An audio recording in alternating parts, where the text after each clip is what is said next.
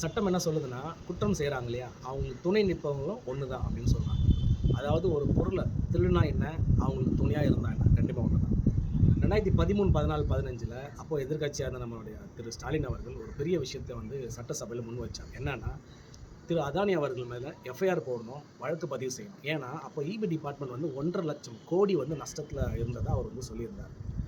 ஆனால் இன்றைக்கி டிஎம்கே ஆட்சி வந்து 3 வருஷம் ஆச்சு. இன்னி வரைக்கும் எஃப்ஐஆர் அவங்க அப்போ கேட்ட எஃப்ஐஆரை இப்போ கூட அவங்க பதிவு பண்ணலை. ஏன்னு தெரியல. என்ன சொல்கிறாங்கன்னா, அந்த அறப்போர் இயக்கம்னு ஒருத்தர் இருக்கிறாங்க. இந்த வந்து விஜிலன்ஸ் சம்மந்தமான ஊழல் கரப்ஷன் சம்மந்தமான விஷயங்களை வெளிக்கொண்டு வர இயக்கம் அது.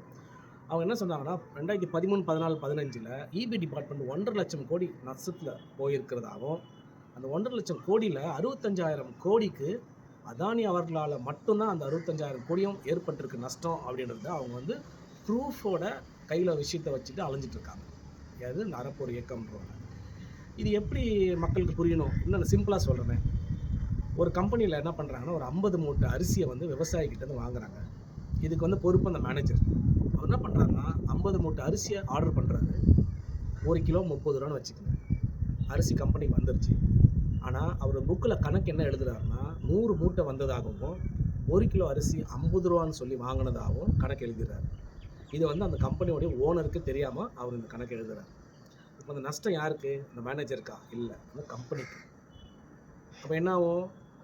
50 மூட்டை தான் வாங்கினாங்க, 100 மூட்டை எழுதுன்னு தான் கணக்கு எழுதியிருக்காரு. 30 ரூபா தான் கிலோ வாங்கினாரு, ஆனால் 50 ரூபான்னு சொல்லி கணக்கு எழுதியிருக்காரு.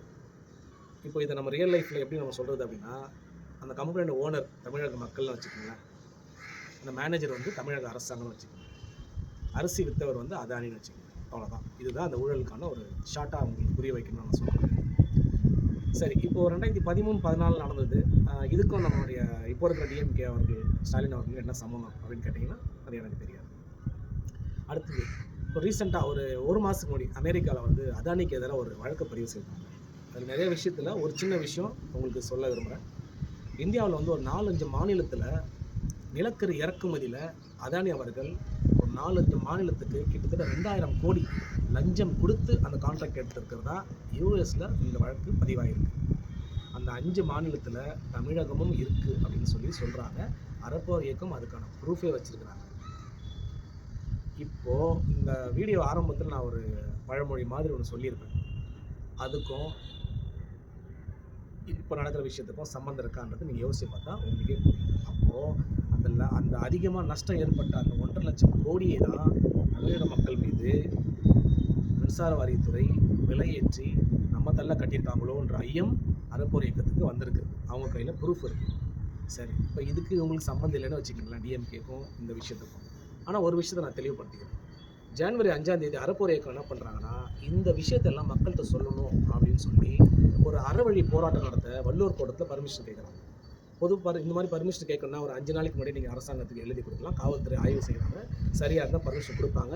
சரியாக படலைன்னா எதுக்கு பர்மிஷன் கொடுக்கலன்ற ரீசனை சொல்லுவாங்க. இவங்க 3 மாதத்துக்கு முன்னாடி இந்த பர்மிஷனுக்கு அப்ளை பண்ணியும் 4ஆம் தேதி தான், அதாவது ஒரு நாளைக்கு முன்னே தான் இவங்களுக்கு இந்த பர்மிஷன் ரிஜெக்டட், உங்களுக்கு போராட்டம் நடத்த அனுமதி இல்லை அப்படின்னு சொல்லி ரத்து பண்ணுறாங்க. இந்த காரணம் என்ன குறிப்பிடுறாங்கன்னா, மக்களுக்கு வந்து டிராஃபிக் இடையூறு வரும் அப்படின்னு சொல்கிறாங்க. எப்படி? ஜனவரி மாதம் அந்த தேதியில் ஞாயிற்றுக்கிழமை அப்போ காக்கா கூட அதிகமாக இல்லாத வள்ளுவர் கூட்டத்தில் மக்களுக்கு இடையூறாக வரும்னு சொல்லி இந்த போராட்டத்துக்கு பர்மிஷன் கொடுக்கல இப்போ இருக்கிற அரசாங்கம்.